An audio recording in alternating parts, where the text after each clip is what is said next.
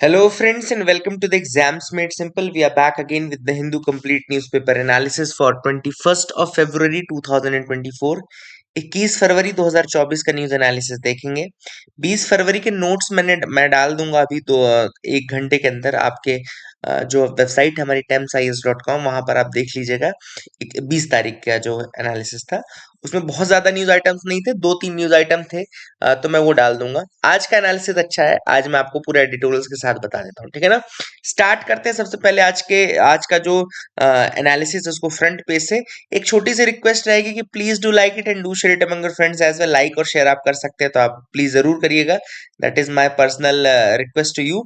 So let's start with the analysis. Okay, so the first news here आप देख सकते हैं, फ्रंट पेज की पहली न्यूज है, सुप्रीम कोर्ट डिक्लेयर्स आप लीडर मेयर ऑफ चंडीगढ़। तो यहाँ पे बात चल रही है मेयर की, वही चीज हम यहाँ पे आपके साथ डिस्कस करेंगे, तो लेट्स डू दैट।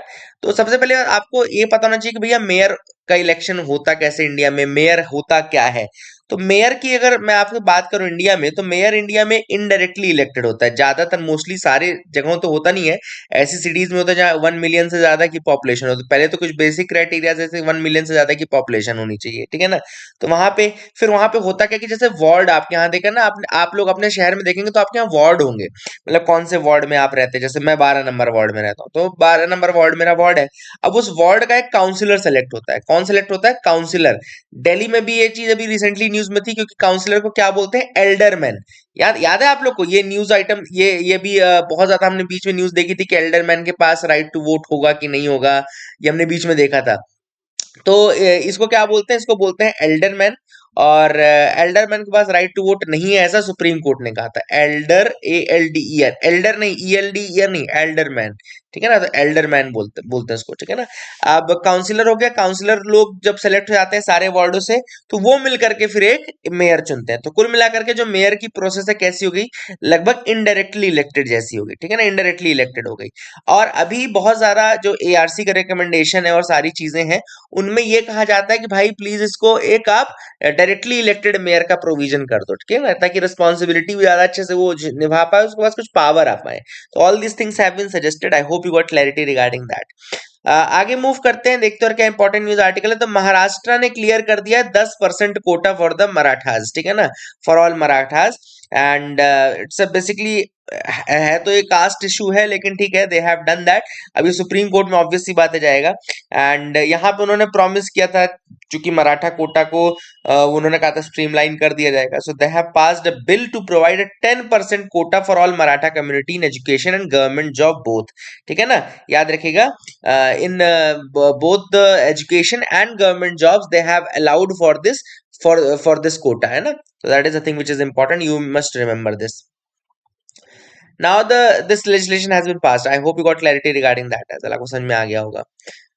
इसके अलावा बात कर लेते हैं और क्या इंपॉर्टेंट न्यूज आर्टिकल है उसके बारे में हम देख लेते हैं। So you can move ahead with मी, आप बिल्कुल मेरे साथ आगे बढ़ सकते हैं। एडिटोरियल्स हम लास्ट में देखेंगे, तो यू कैन मूव। यहाँ पे आप देखते हैं, ये तो फुटबॉल की न्यूज है, कोई ज्यादा नहीं है। Yes, lab grown diamonds put natural gem industry under huge pressure. Now this is a very important thing.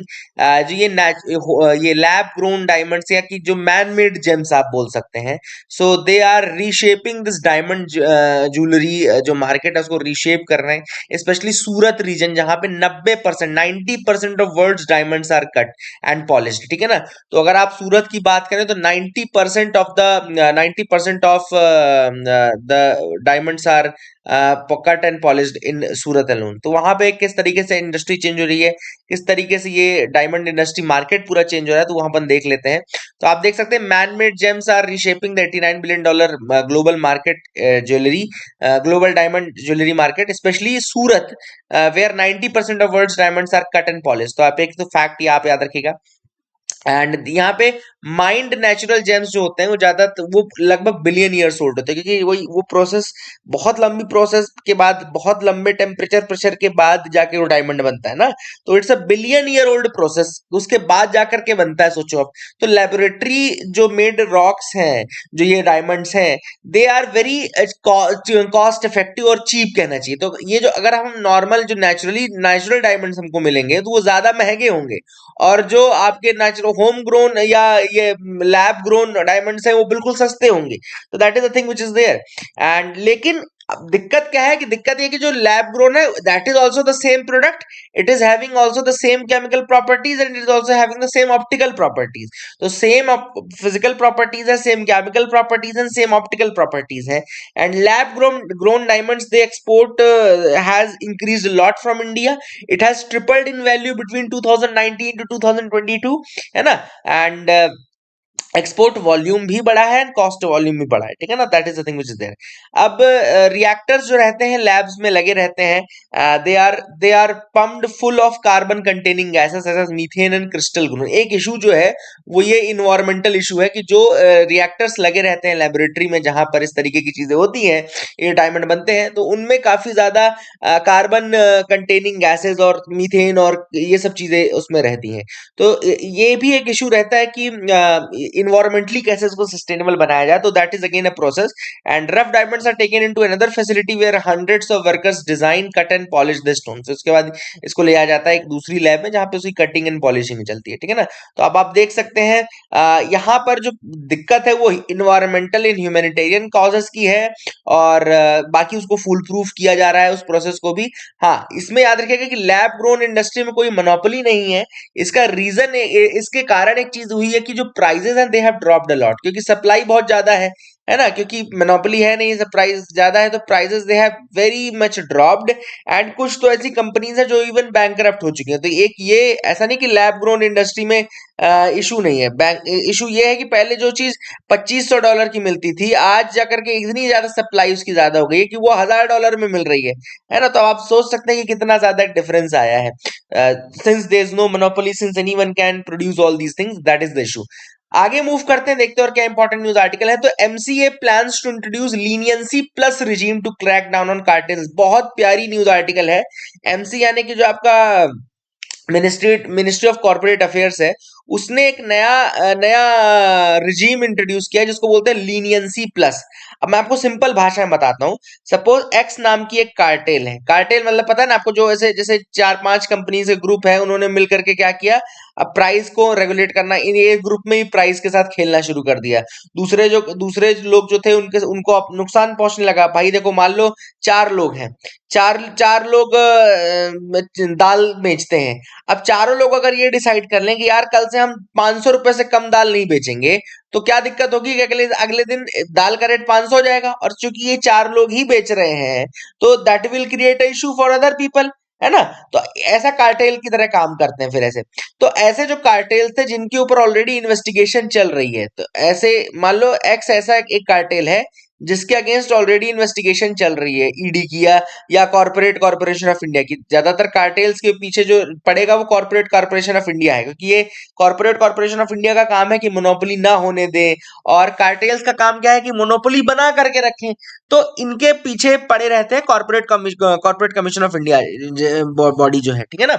अब corporate commission of India suppose पड़ा हुआ है किसी एक्स नाम की बॉडी में, ऑलरेडी इन्वेस्टिगेशन चल रहा है। तो लीनियंसी प्लस रिजीम जो है, लीनियंसी प्लस रिजीम जो है वो ये कहती है कि अगर ये एक्स दूसरे कार्टेल्स के बारे में बताएगा, अगर ये एक्स दूसरे कार्टेल्स, दूसरे जो अननोन कार्टेल्स हैं उनके नाम बताएगा, तो इसके जो पनिशमेंट है वो हम कम कर देंगे। तो अब ऑलरेडी जो कार्टेल फंसा हुआ है वो तो कोशिश करेगा ना कि दूसरे के नाम बता करके वो अपना पनिशमेंट कम से कम कर ले। तो वही है लीनियंसी प्लस रिजीम। ऑलरेडी ऐसा नहीं कि इंडिया पहली कंट्री है जहां पे ये रिजीम आई है।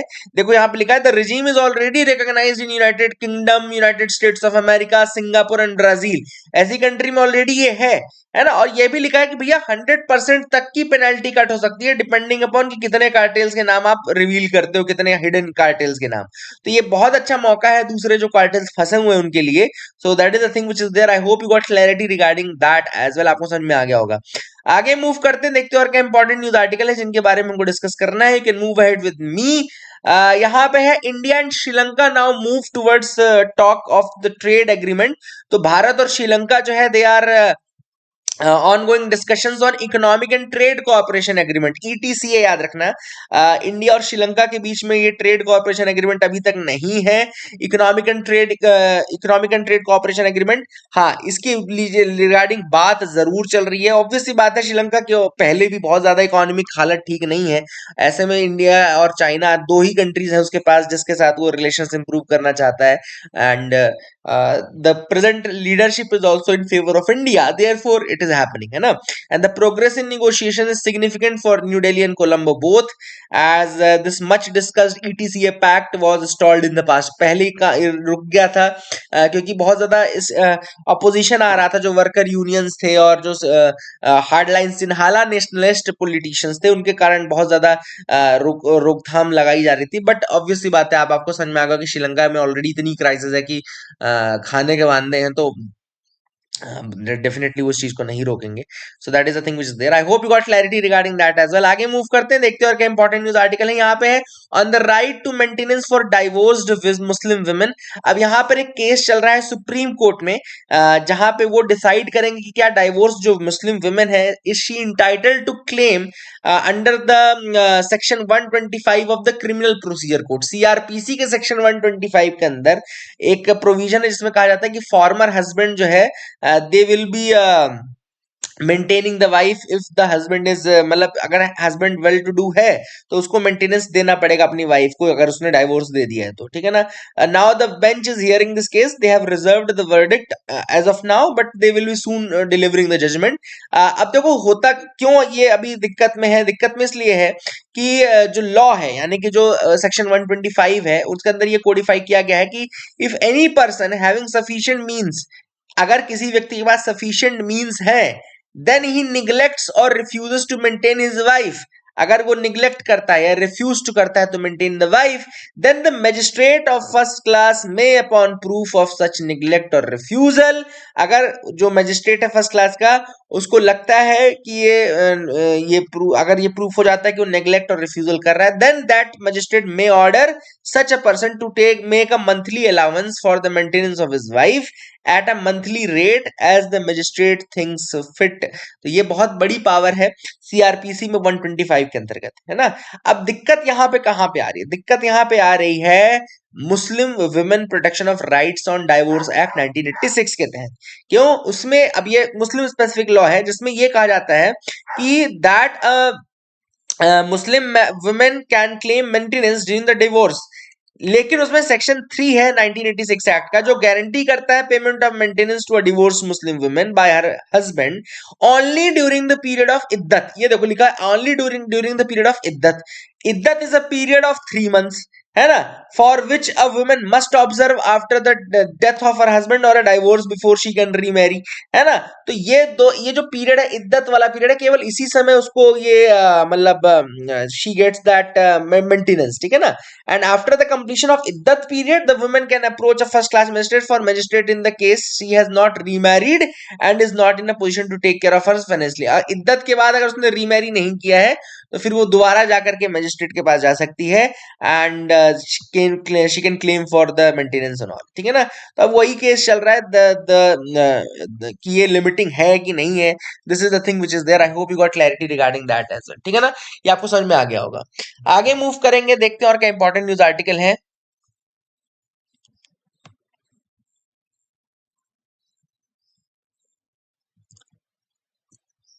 अब और आगे न्यूज आइटम देख लेते हैं। यहाँ पे एक फोटोग्राफ आपको दिख रहा होगा जिसमें लिखा है dancers are performing at the 50th edition of Khajuraho dance festival.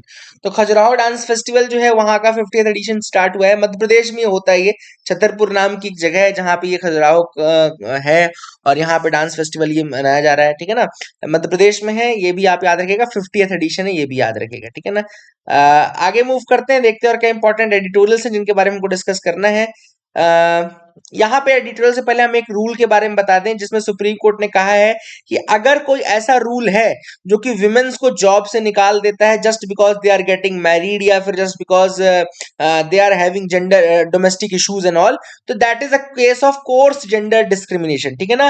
And course gender discrimination है, एंड अगर ऐसा कोई लॉ एंड रेगुलेशन है which is based on the gender based bias, they are constitutionally impermissible. तो यहाँ पे सुप्रीम कोर्ट ने अपने ऑब्जर्वेशंस रखे हैं। I hope you got clarity regarding that as well. कुछ ये आर्मी का इशू चल रहा था उसमें बोला है, तो ये आप बस चीज याद रखिएगा, सुप्रीम कोर्ट ने जो बोली तो आप ऑटोमेटिकली कर लेंगे। अब एडिटोरियल पार्ट में हम दो एडिटोरियल डिस्कस करेंगे, एक है कीप इट होलसम, दूसरा है having panchayat as self governing institutions. तो let me show you the notes जो मैंने ऑलरेडी बनाए हैं, हालांकि अभी मैंने पब्लिश नहीं किया, आप देख सकते हैं, but I will publish it very soon. पहला जो है कीप इट होलसम वाला जो एडिटोरियल है वो है नेशनल सर्वाइकल कैंसर प्रोग्राम के रिगार्डिंग। अब यहाँ पे ऑथर ने सबसे पहले बताया कि अभी फाइनेंस मिनिस्टर ने क्या किया था, उन्होंने कहा है कि सर्वाइकल कैंसर का वैक्सीनेशन वो इंकरेज करेंगे फ्रॉम एज 9 to 14। ठीक है, ये बहुत अच्छा step, it's a very positive step. लेकिन ऑथर ने कहा है कि इस अकेले स्टेप से सर्वाइकल कैंसर का ट्रीटमेंट पॉसिबल नहीं है। क्यों? क्योंकि सबसे इंपॉर्टेंट जो एस्पेक्ट है वो है स्क्रीनिंग। स्क्रीनिंग करना आपको जरूरी है। तो जब तक आप एक होलिस्टिक पॉलिसी नहीं बनाएंगे जिसमें स्क्रीनिंग को आप इंक्लूड करें, तब तक ये पॉसिबल नहीं हो पाएगा। आप इसी तरीके से नोट्स भी लिख सकते हैं, ठीक है ना। तो सर्वाइकल कैंसर जो होता है वो कैसे होता है, ह्यूमन पैपिलोमा वायरस से होता है, विच इज ट्रांसमिटेड सेक्सुअली। ये सबसे इंपॉर्टेंट आपको पता होना चाहिए। दूसरी चीज, सर्वाइकल कैंसर के स्टैटिस्टिक्स अगर हम देखें तो इंडिया में second leading cause of cancer related death है ये। 77,000 से ज्यादा एनुअल डेथ्स होती है महिलाओं में। इसके अलावा सेकंड मोस्ट फ्रीक्वेंट कैंसर है अमंग इंडियन वुमेन, है ना। It is second most frequent cancer है इंडियन वुमेन में एज ऑफ 15 to 44 में। इसके बाद स्क्रीनिंग की अगर हम बात करें तो इंडिया में नेशनल जो प्रिवेलेंस है स्क्रीनिंग का सर्वाइकल कैंसर में वो 2% से भी कम है, इट इज अंडर 2%। ठीक है ना। एंड कुछ मेथड्स हैं स्क्रीनिंग के जिनके थ्रू आप इसको देख सकते हैं, इसको पता लगा सकते हैं। तो एक वाया मेथड होता है, दूसरा विली मेथड होता है। विजुअल इंस्पेक्शन मेथड्स बोलते हैं इनको। विजुअल इंस्पेक्शन, दोनों विजुअल इंस्पेक्शन ही हैं, वाया एंड विली। अगर आपसे कभी यूपीएससी पूछता है कि वाया एंड विली मेथड क्या है, तो याद रखिएगा it's a screening method for your for this cervical cancer. तो इसमें विनेगर और आयोडीन का यूज किया जाता है और इसमें फिर लीजन्स को डिटेक्ट किया जाता है। ठीक है। इसके अलावा ट्रीटमेंट की अवेलेबिलिटी की अगर हम बात करें तो एक क्रायोथेरेपी नाम की सिंपल प्रोसीजर होती है जिसके थ्रू जो ग्रोथ है और ये सब है इसको रिमूव किया जा सकता है। तो ये एक इंपॉर्टेंट चीज है। अब ऑथर ने जो सजेशन दिया है वो दिया कि भैया there is urgency for a holistic cervical cancer programme. एक सर्वाइकल कैंसर प्रोग्राम होना जरूरी है। दूसरा उन्होंने कहा है कि आप स्क्रीनिंग फैसिलिटीज मैंडेटरी कर दो हेल्थ सेंटर्स में, वैक्सीनेशन के साथ साथ स्क्रीनिंग फैसिलिटीज भी मैंडेटरी कर दो। और एक चीज और इंश्योर करो कि सारी जो महिलाएं हैं regardless of age, education, affordability and social status, they are getting this accessibility, access भी हो। तो कुल मिलाकर के वैक्सीनेशन बस से काम नहीं चलेगा, वैक्सीनेशन के साथ साथ आपको स्क्रीनिंग भी चाहिए और स्क्रीनिंग के साथ साथ आपको एक्सेसिबल ट्रीटमेंट भी चाहिए। तो that has been mentioned in this article. I hope you got clarity regarding that as well. दूसरे एडिटोरियल पे आते हैं, जैसे आप देख सकते हैं having panchayat as self governing institutions. अब यहां पे जो बात चल रही है, ऑथर ने कहा कि भैया पहले तो 30 साल बीत चुके हैं 73rd 74th constitution amendment act को आए हुए। 20 साल बीत चुके हैं 2004 को जब मिनिस्ट्री ऑफ पंचायती राज बनाई गई थी फॉर लोकल रूरल गवर्नमेंट। इसके अलावा ऑथर ने कॉन्स्टिट्यूशनल अमेंडमेंट की बात की, उसमें यह कहा कि उसमें लिखा हुआ है साफ साफ कि जो पंचायत हैं they will generate their own revenue, वो अपना खुद का रेवेन्यू जनरेट करेंगी। लेकिन तब भी आज तक केवल 1% ऐसी 1% रेवेन्यू ही पंचायत का जनरेट हो रहा है सेल्फ टैक्सेस के थ्रू, और 99% जो मेजोरिटी ऑफ रेवेन्यू है वो स्टेट और सेंटर के ग्रांट के ऊपर डिपेंडेंट है।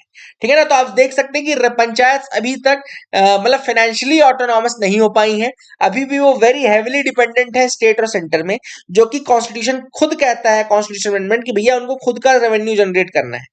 एक्सपर्ट कमेटी बनाई गई थी बीच में, उसने भी कहा था कि भाई प्रॉपर्टी टैक्सेस हैं, यूजर चार्जेस हैं, ये सब आप लोकल सेल्फ गवर्नमेंट यानी पंचायती राज, ग्राम सभा, इन सबको दे सकते हैं ये पावर, ताकि वो मतलब वहां पे अपना जनरेट कर पाए revenue, but that has also not happened.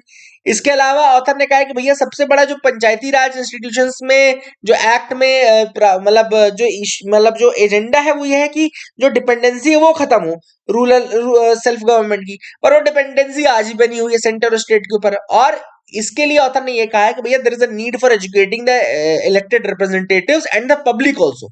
आप एक तो इलेक्टेड रिप्रेजेंटेटिव्स को एजुकेट करो और पब्लिक को एजुकेट करो और उनको बताओ क्या इंपॉर्टेंस है लोकल रेवेन्यू का फॉर द सेल्फ गवर्नेंस, है ना, तब जाकर के वो इस पे काम कर पाएंगे। तो ऑथर ने ये भी कहा कि पंचायत का अल्टीमेट गोल होना चाहिए कि उनका रिलायंस जो है ग्रांट और इस पे वो कम से कम रहे और वो खुद के रिसोर्सेज पे थ्राइव कर सकें। एंड इसके लिए डेडिकेटेड एफर्ट चाहिए रहेगी हर लेवल ऑफ गवर्नेंस पे। So that has been mentioned in this article. I hope you got clarity. That is it for the day. Keep loving us, keep sharing us. Thank you and have a nice day.